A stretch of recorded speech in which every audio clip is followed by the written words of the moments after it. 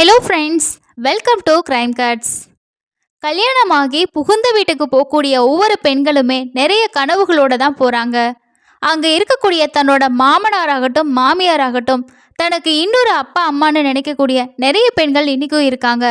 அந்த மாதிரி 18 வயசான ஒரு பொண்ணு தன்னோட புகுந்த வீட்டுக்கு என்னென்ன கனவுகளோடு போனாலோ அவளோட கனவுகள் எல்லாமே அவங்க மாமனார் மாமியாரால் எப்படி கலைஞ்சு போச்சு, அவளுக்கு நடந்த துரோகம் என்ன அப்படின்றது தான் இன்றைக்கான க்ரைமில் நம்ம பார்க்க போகிறோம்.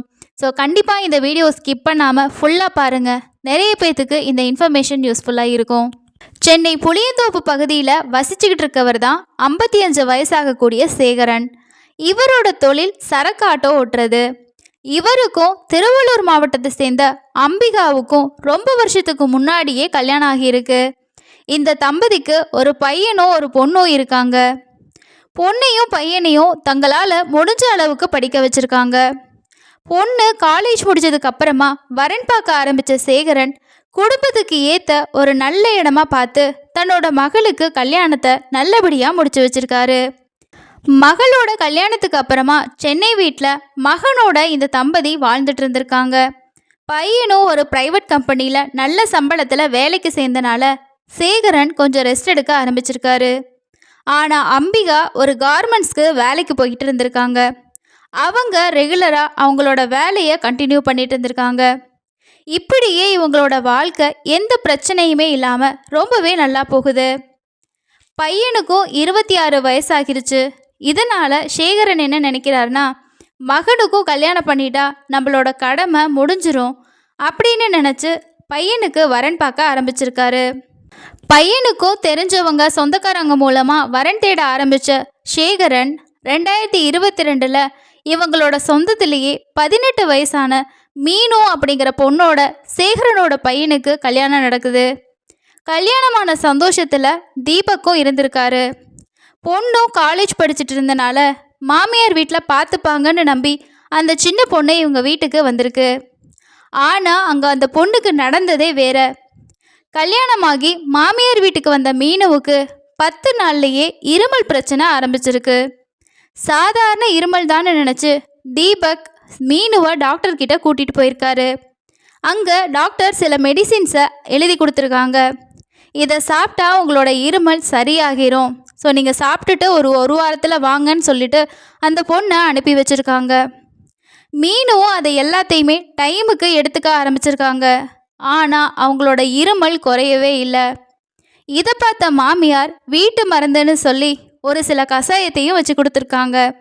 அதையும் குடிச்சு இருமல் சரியாகவே இல்லை. இப்படியே போகிறப்ப தான் ஒரு நாள் சேகரன் நாட்டு மருந்து கடையில் இருமலுக்கு வாங்கின மருந்துன்னு சொல்லி ஒரு பவுடரை பாலில் மிக்ஸ் பண்ணி மீனுக்கிட்ட கொடுக்குறாரு.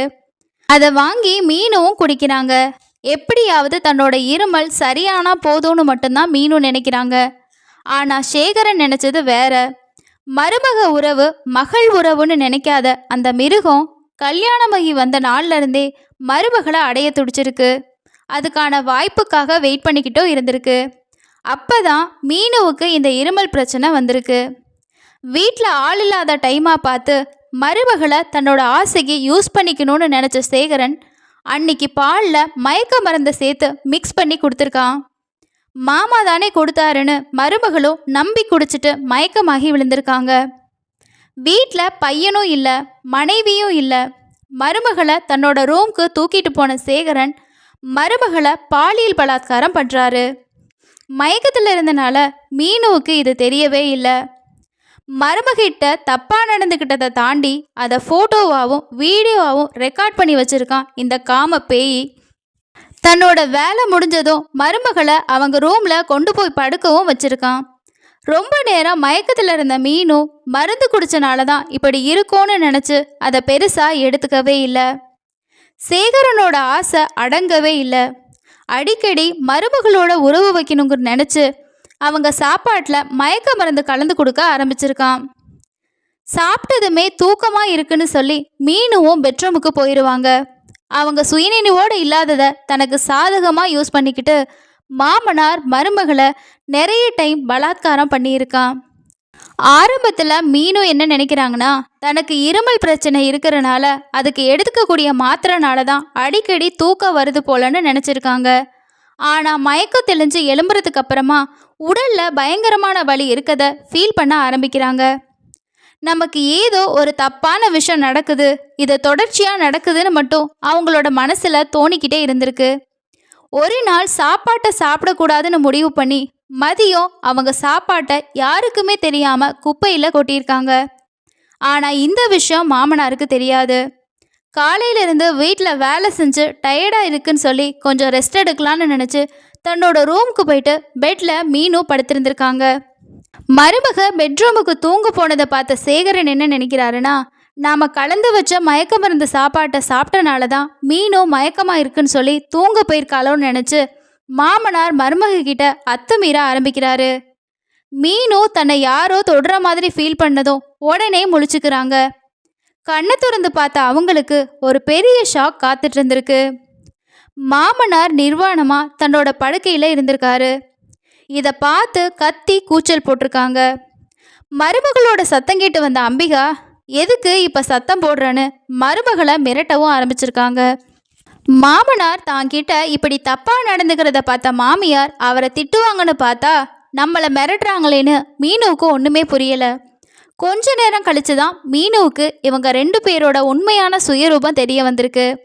மாமனார் தப்பு செய்கிறாருன்னு தெரிஞ்சு அதை தட்டி கேட்காத மாமியாரும் அதுக்கு சப்போர்ட் பண்ணுறத பார்த்தா யாருக்கு தான் ஷாக்காக இருக்காது. மருமகளுக்கு உண்மை தெரிஞ்சு வெளியே சொல்லிட்டா இன்னும் பிரச்சனை ஆகிரும்னு நினச்ச இந்த 2 பேரும் மீனுவை மிரட்ட ஆரம்பிக்கிறாங்க. இந்த விஷயத்த நீ வெளியில் சொன்னால் உன்னோட நிர்வாணமான ஃபோட்டோஸையும் வீடியோஸையும் நாங்கள் நெட்டில் போட்டுருவோம். இந்த வீடியோவும் ஃபோட்டோவும் மட்டும் வெளியே வந்தால் நீ எப்படி வாழ முடியும்? அதனால உனக்கு வேற வழியே கிடையாது. என்னோட ஆசைக்கு நீ அட்ஜஸ்ட் பண்ணி போனால் அதுதான் உனக்கு நல்லதுன்னு 2 பேரும் மீனுவை மிரட்டுறாங்க. இதுக்கப்புறம் என்ன பண்ணுறது? கணவர்கிட்டையும் சொல்ல முடியல. இதுதான் தன்னோட தலைவிதி போலன்னு நினச்ச மீனுவும் அந்த வீட்டிலையே இருந்திருக்காங்க. முன்னாடி எல்லாம் மருமகளுக்கு மயக்க மருந்து கொடுத்து தன்னோட இச்சையை தீர்த்துக்கிட்ட மிருகம் இப்போ மருமகளோட நியூட் ஃபோட்டோஸை காட்டி அதே சின்ன பொண்ணை பலாத்காரம் பண்ணவும் ஆரம்பிச்சிருக்கு. இந்த கொடுமையை மாமியார் பார்த்து ரொம்பவே சந்தோஷப்பட்டும் இருந்திருக்காங்க. ஒரு கட்டத்தில் மாமனாரோட அத்துமீறல் அதிகமானதுனால இனிமேலும் நம்ம அமைதியாக இருந்தோன்னா இது சரியாக வராதுன்னு நினச்சி மீனும் நேராக புளியந்தோப்பு மகளிர் காவல் நிலையத்துக்கு போகிறாங்க. அங்கே இருந்த லேடி போலீஸ்கிட்ட இவ்வளோ நாளாக தனக்கு நடந்த கொடுமையை சொல்லி அழுதுருக்காங்க. அந்த பொண்ணுக்கு 18 வயசு கூட கம்ப்ளீட் ஆகலைங்கிற உண்மை அப்போ தான் தெரிய வந்திருக்கு.